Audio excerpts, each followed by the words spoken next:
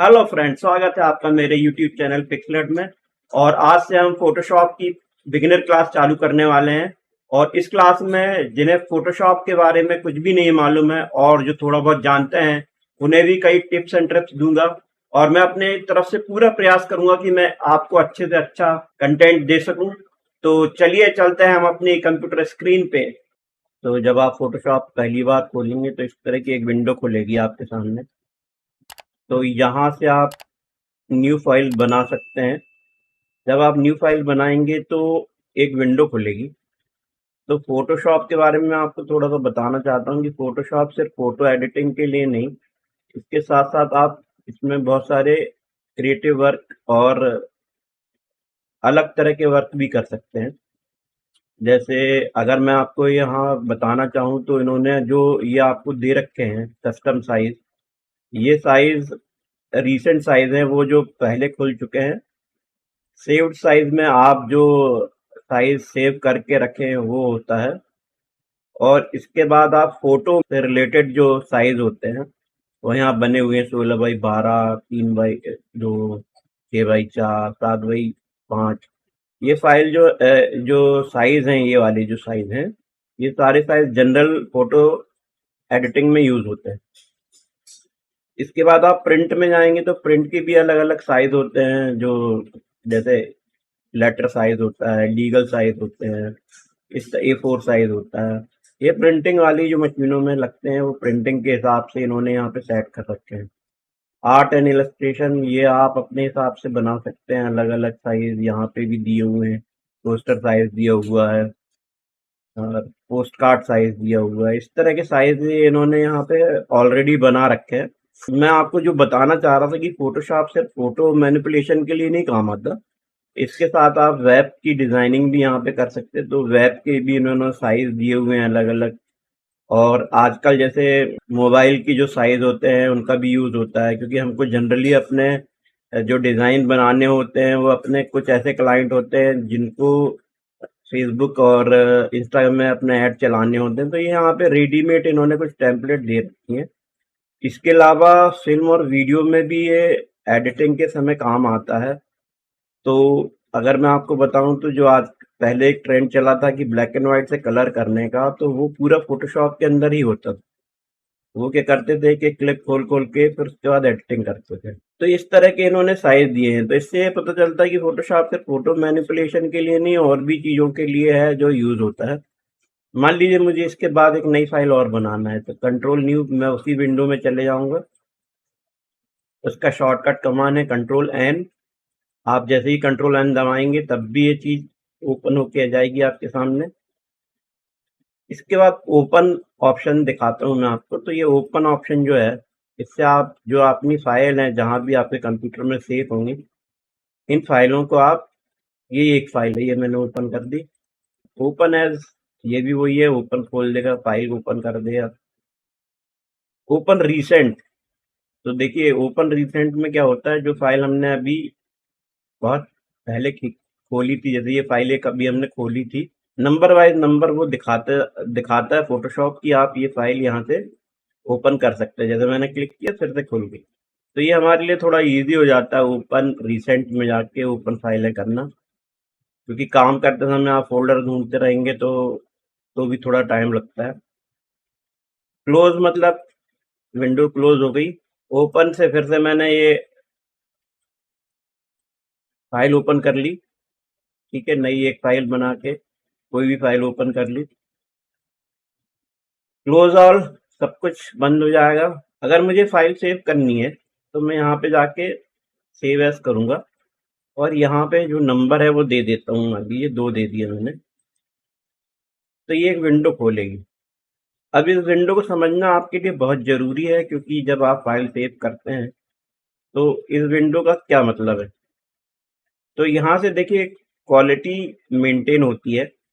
और यहाँ by default Photoshop वालों ने ये बहुत से ऑप्शन दिए हुए हैं। जैसे आपको लो में सेव करनी है तो ये क्वालिटी 3 पे ला देगी, मीडियम में करना तो 5 पे ला देगी, हाई पे करना है तो 8 पे ला देगी, मैक्सिमम में करना है तो 10 पे ला देगी। पर इसके अलावा आप इस स्लाइडर का यूज़ करके भी आप देख रहे हैं नंबर चेंज हो रहे हैं। इसके अलावा भी आप यहाँ पे सेट कर सकते हैं। तो मेरे हिसाब से 10 से 12 के बीच ही आपकी फाइल साइज सेफ होना चाहिए, उसका रेजोल्यूशन अच्छा रहता है और बना रहता है। पर जैसे कभी-कभी हमको वेब के लिए बहुत सारी चीज़ें सेव करनी रहती हैं और उसमें एक पर्टिकुलर साइज़ दिया होता है, तो वो साइज़ आप यहाँ पे देख सकते हो। जैसे मैं आपको इसी फाइल में देखिए, ये जो है मेरी 166 केबी की फाइल हो गई है, और मुझे अगर वेब के लिए डालना है और एक पर्टिकुलर 48.7 के की फाइल बनाना है, तो मैं यहाँ से ये यही स्लाइडर का यूज़ करके ये बना सकता हूँ। चलिए, इसी हिसाब से यहाँ पे और भी ये फॉर्मेट ऑप्शन दिए हुए हैं इन्होंने। तो ये जो ऑप्शन है, ये मैं आपको आने वाली क्लासेस में बताऊंगा, क्योंकि ये बहुत ज़्यादा एडवांस ऑप्शन है और इनका उपयोग करके आप अपनी फाइल का मैनेजमेंट बहुत अच्छे से कर सकते हैं। तो आप कमेंट करिएगा कि मैं इसके बारे में आपको बताऊं, तो मैं ज़रूर बताऊंगा, क्योंकि ये जो है ये एडवांस लेवल के सब्जेक्ट हैं ये सब। अब देखिए, मैंने ओके कर दिया, ये सेव हो गई फाइल मेरी खुद से। इसी तरह सेव एज कॉपी कर सकते हैं। मान लीजिए इसी फाइल की आपको कॉपी बनाना है, तो आप कॉपी भी बना सकते हो। एक्सपोर्ट करना है, मान लीजिए मुझे अलग अलग फॉर्मेट में एक्सपोर्ट करना है, तो उसके लिए एक्सपोर्ट ऑप्शन दिया हुआ है। पीएनजी फाइल के बारे में आपको अगर नहीं मालूम हो, तो इन फाइलों का बैकग्राउंड होता है वो ट्रांसपेरेंट होता है। तो मैं आपको एक करके बता देता हूँ। यहाँ से मैं इसको अनलॉक किया, यहाँ से एक नई लेयर बनाया, ये वाली लेयर डिलीट कर दिया, और मान लीजिए मैंने एक सर्किल बना लिया, ये सर्किल, और इस पे मैंने ग्रेडियंट फिल कर दिया, ये ग्रेडियंट फिल कर दिया। और अब मैं अगर इसको सेव एज करूंगा तो ये जेपीजी में सेव एज हो जाएगी, पर मैं अगर एक्सपोर्ट एज करूंगा पीएनजी, तो ये मेरे से पीएनजी फॉर्मेट में यहाँ पे देखिए सिलेक्ट होके आ गया है अपने आप, और मैं सेव कर देता हूँ। तो ये जो फाइल है ये पीएनजी में सेव हो चुकी है। मैं इसको बंद कर देता हूँ। बंद करके मैं रिसेंट में जाता हूँ और ये फाइल ओपन करता हूँ। ये देखिए बैकग्राउंड से मतलब ट्रांसपेरेंट बैकग्राउंड में फाइल सेव हो गई थी। तो ये एक फॉर्मेट, अच्छा फॉर्मेट है, जिसका आप मतलब यूज कर सकते हैं। देखिए मैं आपको बता रहा हूँ, मैं ग्रेडियंट और भर देता हूँ। ये बिल्कुल ट्रांसपेरेंट थी। तो जब आप फाइलें सेव करते हैं तो ये सब फॉर्मेट आपको याद रखने चाहिए। अब एक्सपोर्ट में अपन जाते हैं, तो एक्सपोर्ट एज करके एक ऑप्शन है, ये उससे एडवांस ऑप्शन है, और इसको क्लिक करेंगे तो एक विंडो खुल जाएगी। अभी ये यहाँ पे साइज मेंटेन करने की बात कर रहे हैं, अलग अलग तरह के साइज दिए हुए इन्होंने, है ना। यहाँ पे पिक्चर में बता रहे हैं साइज, फाइल की साइज क्या बन रही है, पीएनजी फॉर्मेट है, ट्रांसपेरेंसी चाहिए कि नहीं चाहिए आपको, उसमें भी आप सेट कर सकते हो। इसके अलावा जेपीजी और गिफ करके ऑप्शन भी है। गिफ एक ये एडवांस विंडो है, मैं जरूर बताऊंगा। गिफ एनिमेशन होते हैं छोटे छोटे से, ये भी आप फोटोशॉप में बना सकते हैं। तो आने वाले वीडियो में आपको जरूर देखने मिलेगा। यहाँ पे देखिए फाइल साइज का मेंटेनेंस है, जो आपने साइज बनाया था वो पिक्सल में बता रहा है। आप यहाँ से उसको भी चेंज कर सकते हैं, स्केल भी चेंज कर सकते हैं। ये तो बहुत से ऐसे ऑप्शन हैं जो आपको मैं एडवांस लेवल पे बताऊंगा। ये देखिए जो हमने वहाँ पे ना अपना कलर स्पेस चेक करके रखा था, वो कलर स्पेस यहाँ पे बता रहा है, और प्रीव्यू भी बता रहा है कि भाई ऐसा प्रीव्यू आएगा, आप देख लीजिए।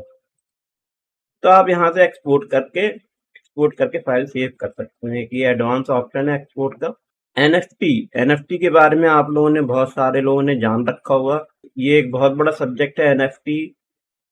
ये ब्लॉकचेन से रिलेटेड एक सब्जेक्ट है, और अभी बहुत डिमांड में है। तो इसके लिए, इसके हिसाब से फोटोशॉप में भी कई तरह की एनएफटी आप तैयार कर सकते हो।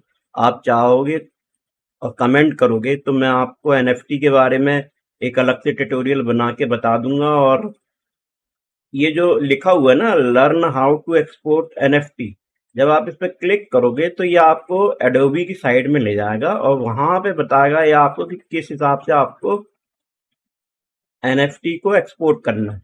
ये देखिए पूरा इन्होंने बता रखा है कि आप एनएफटी ऐसे बना सकते हैं और इसको एक्सपोर्ट कर सकते हैं। इसके बाद एक्सपोर्ट में आपको प्रेफरेंसेस दिए हुए हैं एक्सपोर्ट के, तो वो यहाँ से आप जब आप प्रेफरेंसेस करके एक ऑप्शन है वो आने वाले समय में हमको ये इसकी ज़रूरत पड़ेगी और मैं आपको बताऊंगा कि इसको यूज़ कैसे करते हैं। ये आपके पूरे फ़ोटोशॉप के प्रेफ़रेंस दिए हुए हैं अलग-अलग, उसमें से एक एक्सपोर्ट का भी प्रेफ़रेंस उन्होंने दिया हुआ है। तो ये प्रेफ़रेंस भी आप यहाँ से सेट कर सकते हैं। स्टॉक इमेज और ऑब्जेक्ट दिए हुए हैं, तो ये आपको एडोबी की साइट में ले जाएगा। ये देखिए, और यहाँ से बहुत से फ़ोटोज़ और ऑब्जेक्ट और डिज़ाइंस आप देख सकते हो और इनको आप यूज़ भी कर सकते हो। जैसे यहाँ पे अलग-अलग कैटेगरीज़ दी हुई हैं। कैटेगरीज़ के हिसाब से आप ये देखिए, ये सब हमारे डिज़ाइनिंग में बहुत काम आते हैं। तो ये एडोबी स्टॉक की फुटेज और वो हैं, फ़ोटोज़ हैं, जिनका हम यूज़ कर सकते हैं। तो इसी तरह के कुछ ऑप्शन हैं जो आपको एडवांस लेवल में समझने चाहिए, क्योंकि आप अगर अभी समझोगे, जैसे ये है, ये पूरा ऑटोमेट सिस्टम दिया हुआ है। यहाँ पे आप बैच रेंडर बैच एक्शन चला सकते हो, बैच कलर कलेक्शन कर सकते हो, बहुत सारी चीज़ें हैं जो नहीं है ना। पीएफडी पीडीएफ के प्रेजेंटेशन बना सकते हो। तो ये सब थोड़ी एडवांस चीज़ें हैं, तो मैं आने वाले समय में इनको बताऊंगा। तो फोटोशॉप में ये मीनू बार कहलाता है। ये मीनू के अलग अलग यूज़ हैं। आने वाले समय में इनके बारे में आपको सारी चीज़ें बता सकता हूँ, बताऊंगा। एक चीज़ मैं आपको ज़रूर बता देता हूँ, विंडोज़ में आके आप वर्क स्पेस, ये जो वर्क स्पेस है, जब जैसे मैंने आपको बताया फोटोशॉप बहुत तरह की चीज़ों में काम आता है। वो 3D के लिए भी काम आता है, ग्राफिक एंड वेब के लिए भी काम, मोशन के लिए भी पेंटिंग के लिए भी आता है, फोटोग्राफी के लिए भी आता है। तो ये इन्होंने अलग अलग वर्क स्पेस बना के रखे हैं। जैसे आप जैसे इसको क्लिक करोगे, जैसे मैं 3D पे जाता हूँ, तो ये देखो मेरा वर्क स्पेस पूरा बदल गया है। ये देखिए आप, है ना। और मैंने ऑलरेडी अपना एक वर्क स्पेस यहाँ पे बना रखा, सेव कर रखा है, जिसपे मैं आपको ट्यूटोरियल सिखा रहा हूँ। तो आप यहाँ से अपने नए बना भी सकते हैं। मान लीजिए आपको कोई नया वर्क स्पेस बनाना है, तो आप अपने हिसाब से यहाँ पे, क्योंकि ये विंडोज जो हैं वो आपकी सरक जाती हैं, खिसक जाती हैं, बाहर आ जाती हैं, सारी चीज़ें हो जाती हैं। तो अपना हिसाब से आप सेट करके आपको जो जो अच्छा लगता है, जिस तरह के वर्क स्पेस पे काम करना, वो करके आप अपना एक न्यू वर्क स्पेस यहाँ पे बना सकते हैं। चलिए, तो ये तो हो गया हमारा मीनू के बारे में।